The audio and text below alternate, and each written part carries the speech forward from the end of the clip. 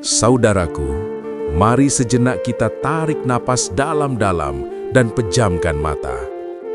Lupakan sejenak hiruk-pikuk dunia yang menipu ini. Mari kita kembali ke sebuah momen sederhana yang diceritakan oleh Abu Hurairah. Bayangkan kita duduk di sana. Suasana begitu hangat bersama Rasulullah SAW dan para sahabat. Ada hidangan di depan mata, sebuah kaki kambing, bagian yang begitu disukai oleh baginda Nabi.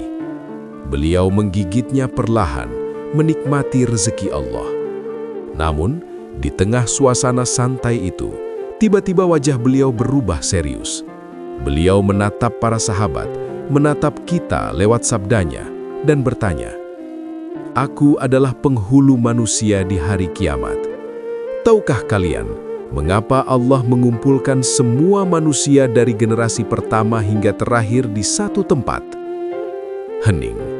Para sahabat terdiam, tak tahu jawabnya. Maka mulailah Rasulullah membawa angan kita terbang melintasi waktu menuju hari yang pasti akan terjadi. Saat sangkakala telah ditiup dan kita semua dibangkitkan, kita berdiri berdesakan di padang mahsyar. Tak ada naungan, tak ada rumah untuk berteduh.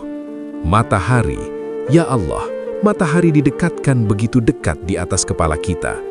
Panasnya membakar, keringat bercucuran membanjiri tubuh, sesuai dengan dosa-dosa kita. Kita kepanasan, tersiksa, menanggung beban yang rasanya tak sanggup lagi dipikul bahu yang ringkih ini. Dalam kepanikan massal itu, terdengar teriakan manusia. Tahukah kalian apa yang sedang kita alami? Adakah seseorang yang bisa memintakan syafaat atau pertolongan kepada Tuhan untuk kita? Kita berlari, mencari perlindungan. Kita berbondong-bondong mendatangi Nabi Adam alaihissalam. Dengan penuh harap, kita merengek, "Wahai Adam, engkau bapak manusia. Allah menciptakanmu langsung dengan tangannya, meniupkan ruhnya, dan malaikat bersujud padamu. Tolonglah kami, mintalah syafaat pada Tuhanmu." Tapi apa jawab Adam? Beliau gemetar. "Sesungguhnya, Tuhanku sangat marah hari ini. Kemarahan yang belum pernah terjadi sebelumnya. Aku malu, aku pernah dilarang mendekati pohon, tapi aku melanggarnya." Nabi Adam, manusia pertama itu, tertunduk malu karena satu kesalahan masa lalunya. Beliau berkata lirih, "Nafsi, nafsi, aku sibuk mengurus diriku sendiri. Pergilah ke Nuh." Kita lari lagi menemui Nabi Nuh alaihissalam, Rasul pertama di bumi. "Wahai Nuh, engkau hamba yang pandai bersyukur. Tolonglah kami." Namun, Nuh pun sama takutnya. Beliau teringat doanya dahulu, doa kemarahan yang menyebabkan banjir besar membinasakan kaumnya. Beliau merasa bersalah telah mendoakan keburukan bagi umatnya. "Tuhanku sedang murka," kata Nuh. "Aku sibuk dengan dosaku sendiri. Pergilah ke Ibrahim." Harapan kita menipis, tapi kita lari menuju Nabi Ibrahim alaihissalam, sang Khalilullah, kekasih Allah. "Wahai kekasih Allah, tolonglah kami." Bahkan seorang kekasih Allah pun tak berani mengangkat wajahnya hari itu.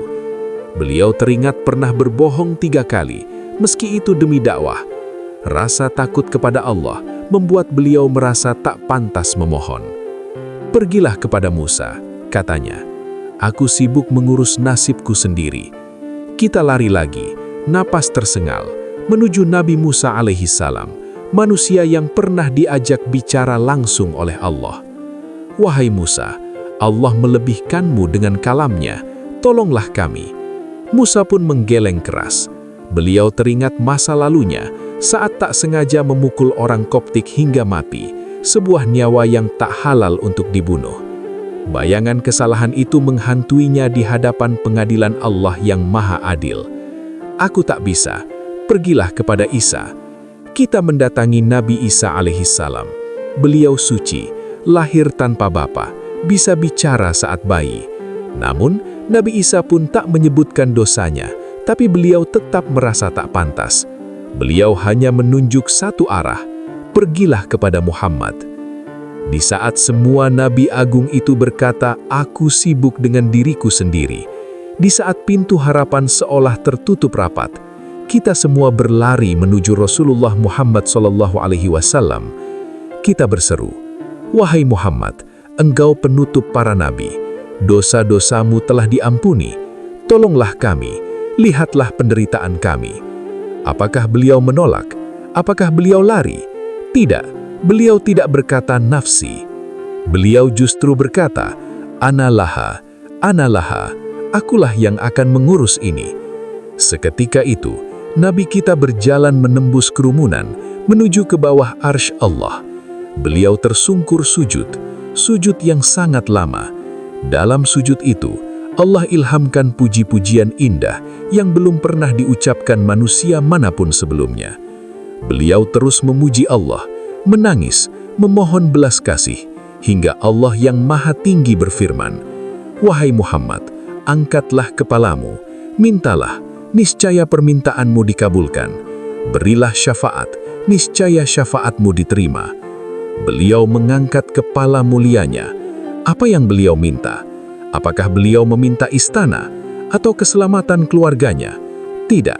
Kata-kata yang keluar dari bibir beliau adalah kita. "Ummati, ya Rob, ummati. Wahai Tuhanku, umatku, umatku. Wahai Muhammad, masukkanlah umatmu yang tidak dihisap melalui pintu surga sebelah kanan." Rasulullah SAW menutup kisahnya dengan gambaran yang indah untuk kita. "Demi zat yang jiwaku ada di tangannya, jarak di antara kedua daun pintu surga itu seluas jarak antara Makkah dan Bushra." Saudaraku, di hari ketika orang tua melupakan anaknya, ketika para nabi besar ketakutan memikirkan nasibnya sendiri, ada satu orang yang sujudnya tak akan bangun sebelum memastikan keselamatan kita. Dia yang memanggil umatku, umatku, padahal kita sering melupakan ajarannya. Kita sering lalai berselawat padanya. Pantaskah kita yang masih sibuk dengan dosa dunia ini ditunggu oleh beliau di pintu surga itu? Mari kita perbaiki diri. Semoga kelak di padang mahsyar yang panas itu, kita termasuk dalam barisan orang yang beliau kenali, yang beliau gandeng tangannya menuju pintu surga yang luas itu. Allahumma salli ala Sayyidina Muhammad.